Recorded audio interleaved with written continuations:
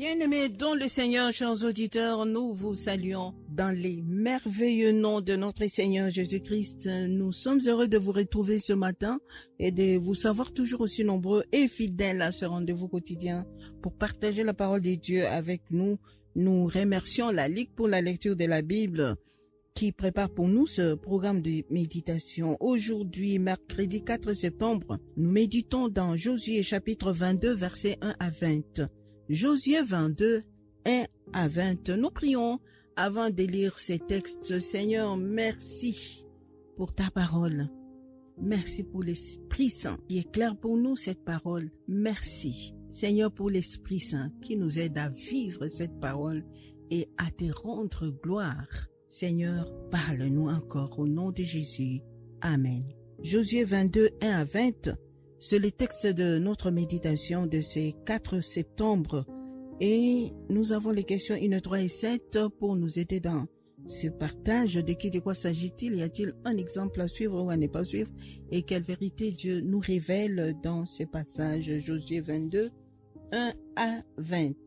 La lecture est longue, bien-aimés, je vous prie d'être attentifs pour que nous ne perdions pas ce que Dieu veut nous dire dans ce long passage. Josué 22, 1 à 20. Alors Josué appela les Ribénites, les Gadites et la demi-tribu des Manassé. Il leur dit: vous avez observé tout ce que vous a prescrit Moïse, serviteur de l'Éternel, et vous avez obéi à ma voix dans tout ce que je vous ai ordonné. Vous n'avez point abandonné vos frères depuis une très longue période jusqu'à ces jours, et vous avez gardé les ordres, les commandements de l'Éternel votre Dieu. Maintenant que l'Éternel votre Dieu a accordé du repos à vos frères, comme il le leur avait dit, retournez et allez vers vos tentes dans le pays qui vous appartient, et que Moïse, serviteur de l'Éternel, vous a donné de l'autre côté du Jourdain. Ayez soin seulement d'observer et de mettre en pratique les ordonnances et les lois que vous a prescrit Moïse, serviteur de l'Éternel. Aimez l'Éternel votre Dieu, marchez dans toutes ses voies, gardez ses commandements, attachez-vous à lui et servez-le de tout votre cœur et de toute votre âme. Et Josué les bénit et les renvoya, et ils s'en allèrent vers leur tente. Moïse avait donné à une moitié de la tribu de Manassé un héritage en Basan, et Josué donna à l'autre moitié un héritage auprès de ses frères en deçà du Jourdain, à l'Occident. Lorsque Josué les renvoya vers leurs tentes, il les bénit et leur dit: vous retournerez à vos tentes avec de grandes richesses, avec des troupeaux fort nombreux et avec une quantité considérable d'argent, d'or, d'airain, de fer et de vêtements. Partagez avec vos frères le butin de vos ennemis. Le fils de Ruben, le fils de Gad et la demi-tribu de Manassé s'en retournèrent après avoir quitté les enfants d'Israël à Silo, dans le pays des Canaan, pour aller dans le pays des Galaad, qui était leur propriété, et où ils s'étaient établis comme l'Éternel l'avait ordonné par Moïse. Quand ils firent arriver au district du Jourdain qui appartiennent au pays de Canaan, le fils de Ruben, le fils de Gad et la demi-tribu de Manassé y bâtirent un autel du Jourdain, un autel dont la grandeur frappait le regard. Les enfants d'Israël apprirent que l'on disait: voici les fils de Ruben, les fils de Gad et la demi-tribu de Manassé ont bâti un autel en face du Jourdain, du côté des enfants d'Israël. Lorsque les enfants d'Israël eurent appris cela, toute l'assemblée des enfants d'Israël s'est réunie à Silo pour monter contre eux et leur faire la guerre. Les enfants d'Israël envoyèrent auprès des fils de Ruben, des fils de Gad et de la demi-tribu de Manassé, au pays des Galaad, Phiné, fils du sacrificateur Éléazar, et 10 princes avec lui, un prince par maison paternelle pour chacune des tribus d'Israël. Tous étaient chefs de maison paternelle parmi les milliers d'Israël. Ils se rendirent auprès des fils de Ruben, des fils de Gad et de la demi-tribu de Manassé, au pays des Galaad, et ils leur adressèrent la parole en disant: ainsi parle toute l'assemblée de l'Éternel. Que signifie cette infidélité que vous avez commise envers les dieux d'Israël? Et pourquoi vous détournez-vous maintenant de l'Éternel en vous bâtissant un autel pour vous révolter aujourd'hui contre l'Éternel? Regardons-nous comme peu de choses les crimes de Péor, dont nous n'avons pas jusqu'à présent enlevé la tache de dessus nous. malgré la plaie qu'il attira sur l'assemblée de l'Éternel. Et vous, vous détournez aujourd'hui de l'Éternel. Si vous vous révoltez aujourd'hui contre l'Éternel, demain il s'irritera contre toute l'assemblée d'Israël. Si vous tenez pour impur le pays qui est votre propriété, passez dans le pays qui est la propriété de l'Éternel.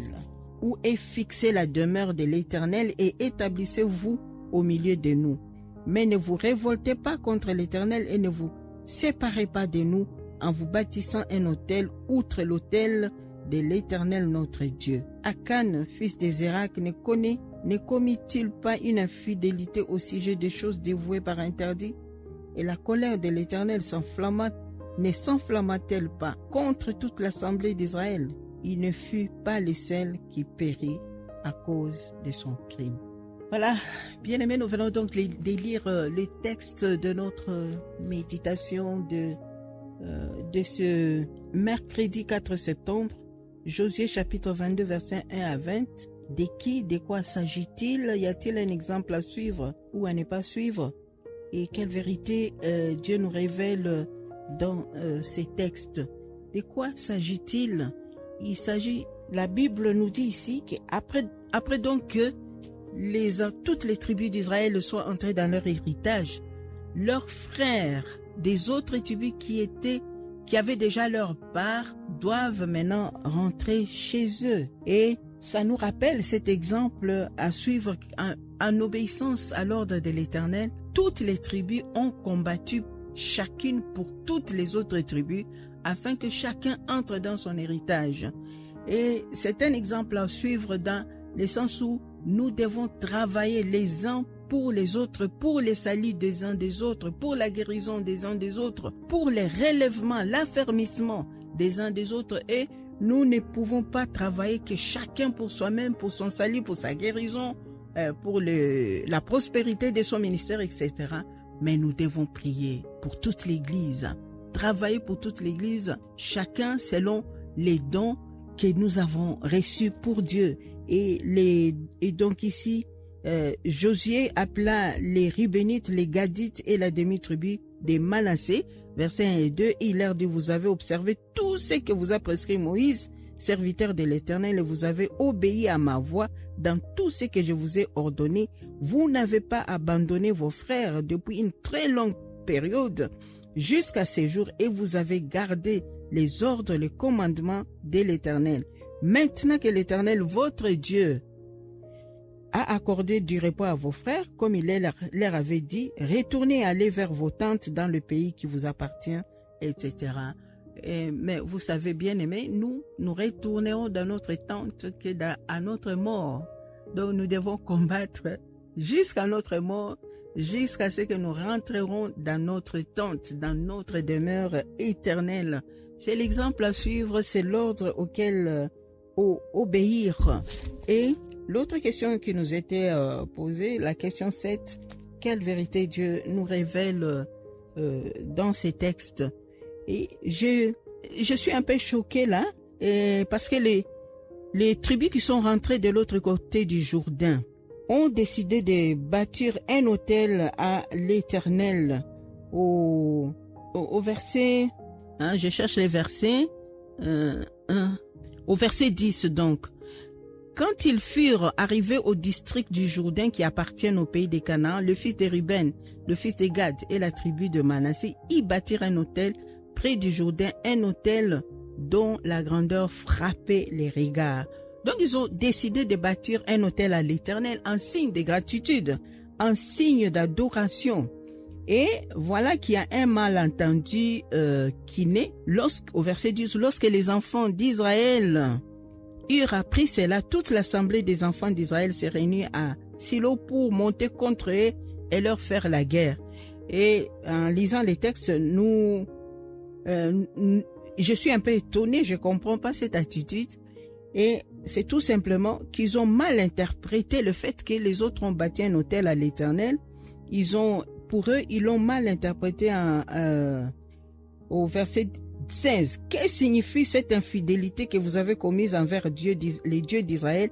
Et pourquoi vous détournez-vous maintenant de l'Éternel en vous bâtissant un autel pour vous révolter aujourd'hui contre l'Éternel? Voilà. C'est comme ça que les autres ont interprété le fait que les tribus qui sont rentrées de l'autre côté du Jourdain ont bâti un autel à l'Éternel. Ils ont mal interprété. Et vous savez, ça m'attriste un peu comment il peut y avoir des incompréhensions au milieu des enfants des dieux, comment on peut se juger sans d'abord prendre la peine de bien poser des questions et de s'informer et de comprendre. Et dans les textes de demain, nous verrons comment ils ont résolu ces problèmes. Donc, nous n'avons pas le temps de lire les commentaires du lecteur. Nous rappelons ces textes. Josué chapitre 22, versets 1 à 20. Et nous allons prier. Seigneur, nous prions pour ton Église. Nous prions pour les églises. Nous prions pour les peuples des dieux. Nous prions pour les chrétiens. Nous prions, Seigneur, apprends-nous à être véritablement unis, à vivre l'unité que tu as demandé pour ton Église à la vivre, à nous soutenir les uns des autres, à combattre les uns pour les autres et à accomplir, chacun selon l'appel que nous avons reçu, à accomplir notre devoir envers ton Église. Seigneur, nous prions de nous donner plus d'amour, de nous donner d'être engagés les uns pour les autres et surtout tous engagés pour la gloire de ton nom, pour la conquête des âmes, pour que ton règne avance sur cette terre. Merci Seigneur de nous unir en toi au nom de Jésus. Amen.